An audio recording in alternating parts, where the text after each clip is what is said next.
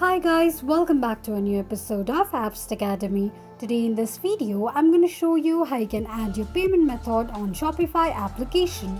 Keep watching the video till the end.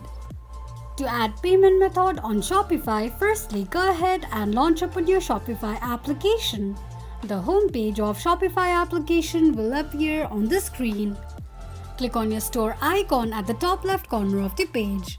From the displayed option, click on Settings. You will end up on the settings page of your Shopify's account. Click on Payments.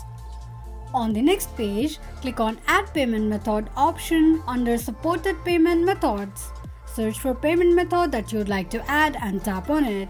Enter your card details and that's how you will be able to add payment method on Shopify quickly and easily just in few steps.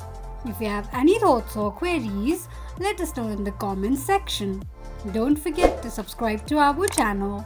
Also press the notification bell icon so that YouTube will notify you whenever we post a new video. I hope this video was helpful to you. Thank you so much for watching.